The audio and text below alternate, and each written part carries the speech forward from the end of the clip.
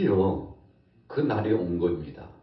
우리가 지난 시간에 하나님께서 인을 떼시게 하시는 역사, 그리고 나팔을 불게 하시는 역사, 그리고는 오늘 세 번째 대접을 붓는 역사인데, 인을 떼거나 나팔을 부는 역사는 마치 영화로 보면 예고편과 같은 것임을 기억합니다. 그러나 오늘 대접의 심판은 이제 본론적인 본 영화와 같은 실질적으로 엄청나게 거센 심판의 역사가 내려짐으로 말미암아 하나님께서 정한 자에 대한 심판의 역사를 시행하시게 되는 참 놀라운 역사를 보게 되는 것이죠. 우리가 종종 요한계시록을 묵상하면서 느꼈던 바요, 또 결론을 지었던 바입니다만, 심판의 목적은 믿지 않는 자, 불순종하는 자에 대한 심판입니다. 그래서 요한계시록의 말씀이나 성경 66권의 말씀은 믿음의 백성, 하나님의 백성들에게는 위로의 말씀입니다. 때로는 하나님 뜻대로 살지 못했을 때 하나님께서 경고하시고 채찍 막대기로 때리셔서 사랑의 매라고 할 수 있죠. 우리로 하여금 온전히 하나님 뜻대로 서게 하시기 위해서 그렇게 하나님께서 사랑하는 자에게 징계하실 때도 있습니다만, 오늘 이 심판의 역사는 그런 차원과는 판명하게 다른 것입니다. 믿음의 사람, 하나님 편에 서 있는 사람, 택함 받은 사람과는 전혀 상관없는 심판이라는 사실 앞에서 우리는 적지 않게 위로가 되고 힘이 되고, 하나님의 공의로운 심판은 반드시 이루어져야 된다는 사실을 오늘 16장 말씀 속에 천사들이 하나님 앞에 영광을 돌리면서 그렇게 고백하고 선포하는 것처럼 우리 심정도 그런 하나님 앞에 중심으로 고백하는 고백이 같다는 것입니다. 또 내가 들으니 성전에서 큰 음성이 나서 7 천사에게 말하되, 너희는 가서 하나님의 진노의 7 대접을 땅에 쏟으라 하더라. 여러분, 마지막 재앙이라고 하나님께서 경고하시고 심판의 역사를 나타내 주시겠다고 했는데, 이제 오늘 16장 말씀을 통해서 그 마지막 재앙, 진노의 7 대접이 땅에 쏟아지는 역사가 나타났습니다. 여러분, 오늘 16장 말씀에 보면 7가지의 대접의 역사가 부어지는데 참 그 강도가 대단합니다.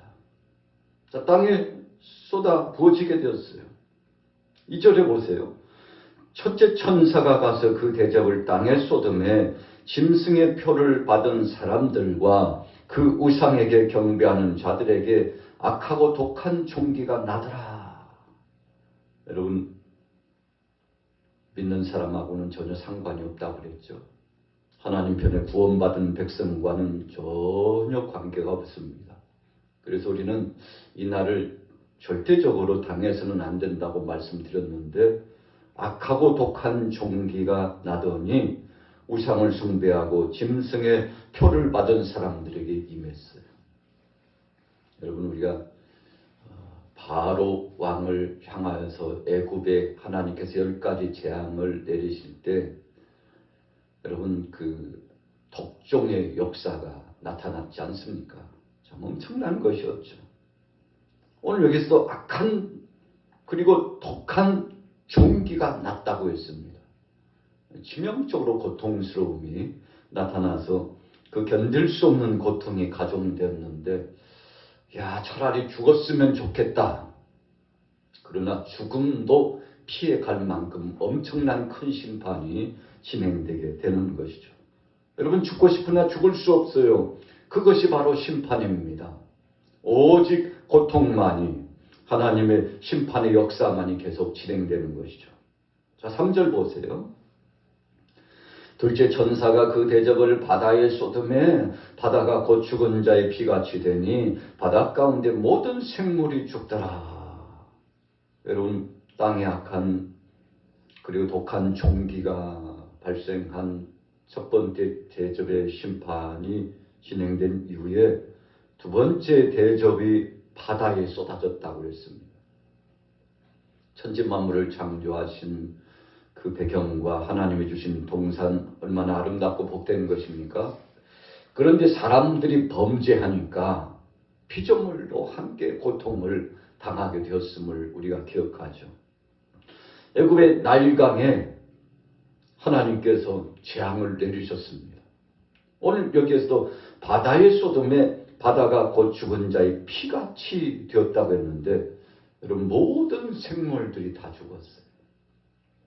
우리가 일본에서 이 핵물질들을 바다에 쏟아 붓는 바람에 참 태평양을 중심으로 한 주변국뿐만 아니라 세계가 지금 깜짝 놀라고 지금 경계 태세를 하고 있지 않습니까?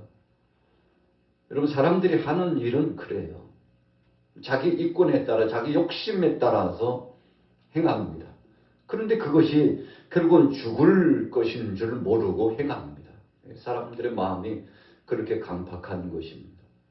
제살 깎아먹히고 결국은 자신들이 죽는다는 사실을 모른 채 그렇게 참 잘못된 일을 행하고 있는 거 아니겠습니까? 바다가 피같이 되었어요. 모든 생물이 다 죽었다고 했습니다. 여러분 바다의 생물이 죽으면 이제 끝입니다.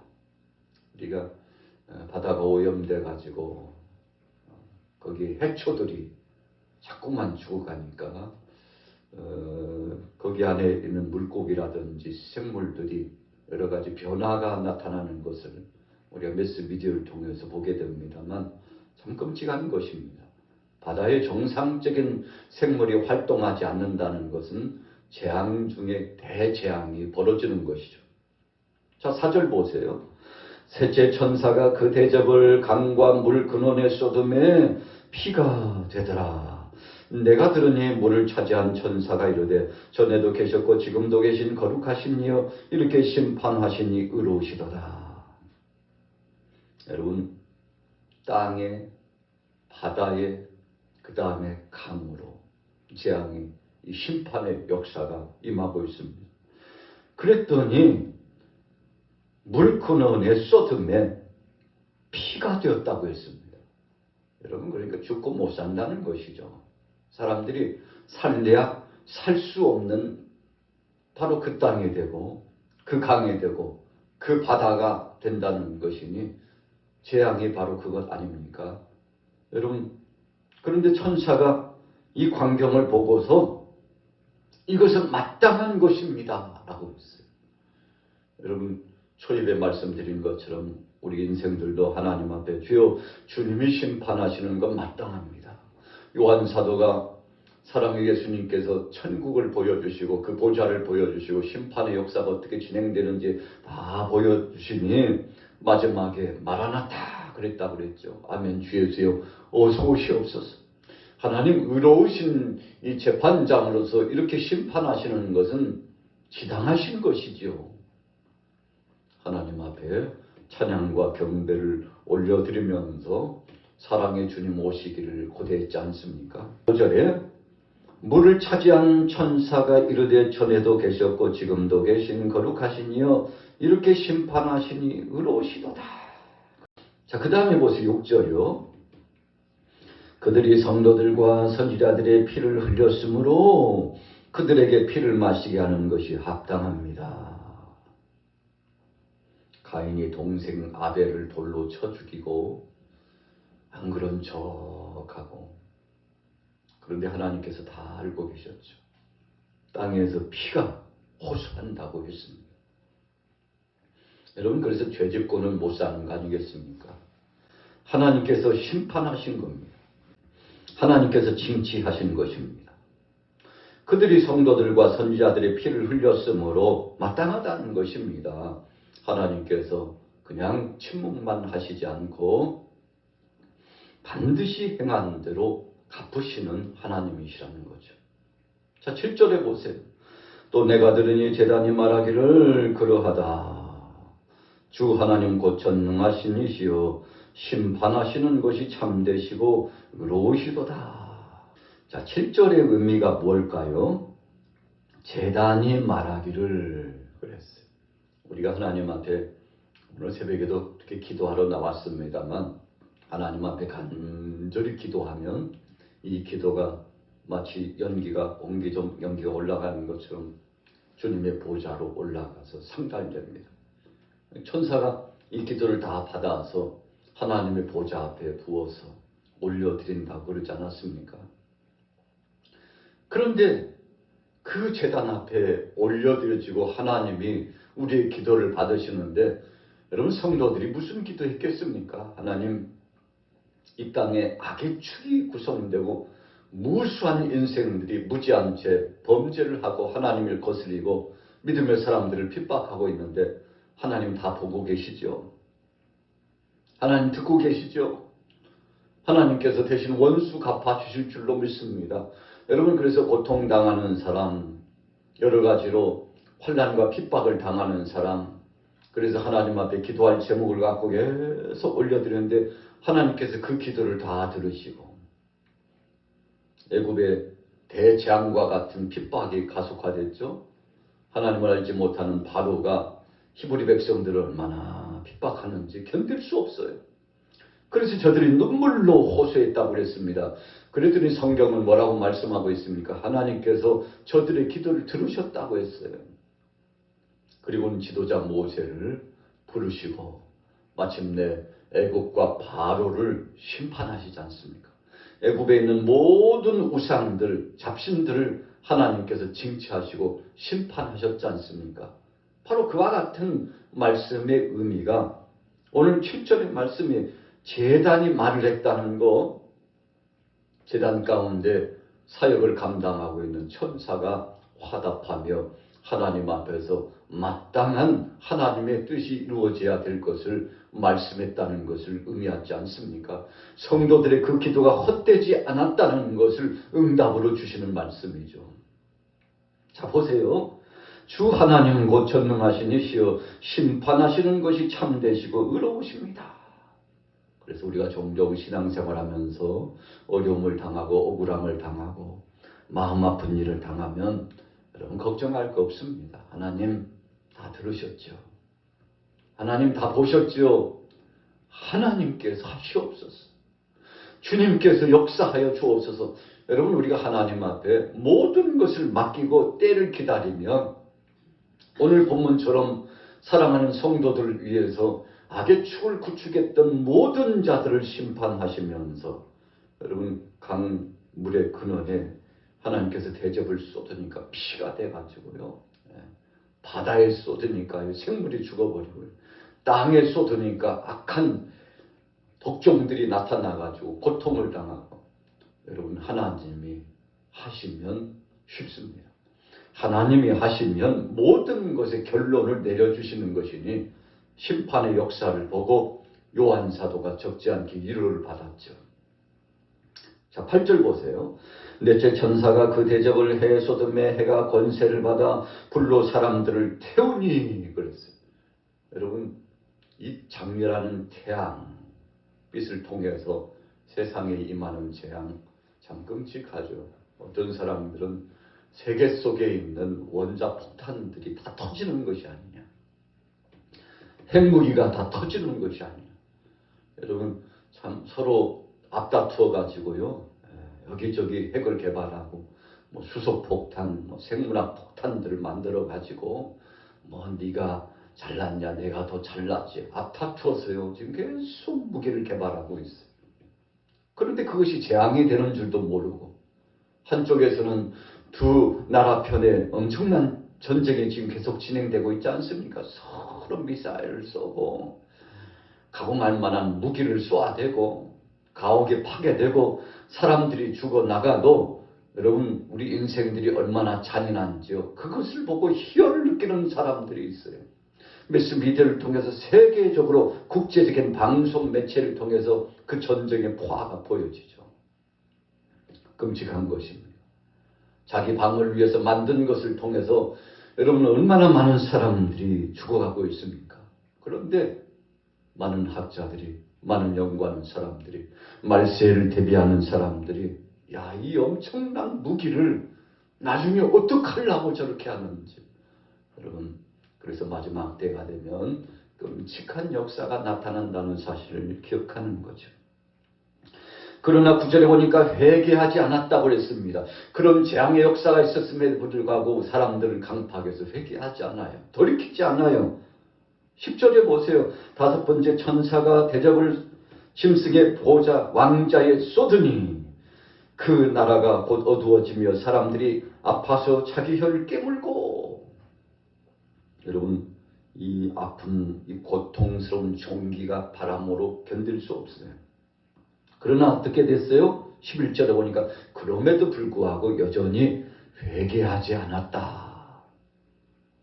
여러분, 멸망당할 인생들의 특징은요, 회개가 없습니다. 그것이 죄인 줄을 고백하지 못해요. 깨닫지도 못합니다. 자, 12절에 보세요. 여섯째 천사가 그 대접을 큰 강 유브라다에 쏟음에 강물이 말라서 동방에서 오는 왕들의 길이 예비되었더라. 하나님의 백성들이 홍해를 건널 때 그 바다를 가르셔가지고 하나님께서 육지처럼 만들어 주셨어요. 그래서 편안히 건널 수 있게 되죠. 뒤에서 추격해왔던 애굽의 군대는 어떻게 됐습니까? 아이고, 이렇게 땅을 좋게 해놓으셨대. 뒤따라 올려다가 어떻게 됐나요? 하나님께서 물의 흐름이 합쳐져서 홍해에 수장되는 역사가 나타났죠. 여러분, 믿음의 사람들에게는 살 길이지만 믿지 않고 불신앙으로 나가는 자들에게는 아무리 좋아 보여도 죽을 길입니다. 그것이 바로 심판이에요. 큰 강 유브라데에 쏟으니까 강물이 말라가지고 동방에 있는 많은 왕들이 모여가지고, 왜 모입니까? 하나님 대적하고 하나님 뜻 거스르려고. 여러분, 그래서 믿음의 사람들 모이면 기도하고 모이면 전도하고 모이면 협력하여 하나님의 뜻을 이루고 불신앙적으로 사는 사람들은 모이면 공모해서 악의 축을 구축하고 모이면 공동체를 파괴하려고 하고 끊임없는 적대적인 말을 하고 하나님의 뜻을 거스리는 일들을 자행하고. 여러분, 본질적으로 씨가 다르기 때문에 그렇습니다. 영이 다르기 때문에 그런 역사가 나타나는 겁니다. 그래서 13절에 말씀했어요. 개구리 같은 새 더러운 영이 용의 입과 짐승의 입과 거짓 선자의 입에서 나오니 이것들은 바로 귀신의 영이라고 그랬어요. 여러분, 그래서 귀신의 역사는 더럽고 추한 것입니다. 하는 행동마다 말하는 것마다 더럽고 취해서 냄새 나가지고요, 함께 있기에 거북할 만큼 여러분, 냄새나고 더러운 진상이 나타나는 것입니다. 15절에 보세요. 보라, 내가 도둑같이 오리니 누구든지 깨어 자기 옷을 지켜 벌거벗고 다니지 아니하며 자기의 부끄러움을 보이지 아니하는 자는 복이 있도다. 자, 이 재앙에 참여하지 않는 사람에게 복이 있다는 것입니다. 어떤 사람이 참여하지 않습니까? 예수 그리스도를 구주로 영접하고 하나님을 두려워하고 하나님을 앙망하는 믿음 안에 선 모든 사람들은 구원의 은혜의 반열 속에 서게 되지만, 그렇지 못한 사람들은 이 심판의 대열에 참여하게 된다는 것입니다. 16절에 보세요. 새 영이 히브리어로 아마겟돈, 묵깃도라고 하는 것입니다. 팔레스타인 지역에 지금도 그곳이 있죠. 여기에 모인다는 거죠. 뭐하러 모입니까? 하나님을 대적하고 엄청난 전쟁의 포화와 함께 더불어서 서로 싸우고 죽이고, 참 세상에 이런 난리가 없죠. 17절 보세요. 일곱 천사가 그 대접을 공중에 쏟음에 큰 음성이 성전에서 보좌로부터 나서 이르되 되었다, 되었다. 여러분, 이제 끝이 보이는 것입니다. 큰 지진이 일어났다고 그랬어요. 18절에 보세요. 큰 지진이 있어 얼마나 큰지 사람이 땅에 있어 온 이래로 이 같은 큰 지진이 없다.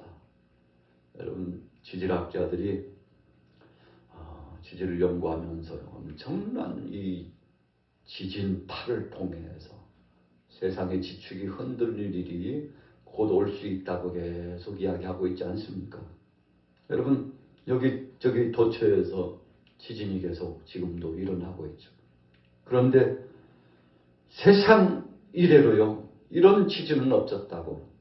여러분 그러니까 지축이 흔들려서 심판의 역사가 진행된다는 것을 말씀하고 있죠.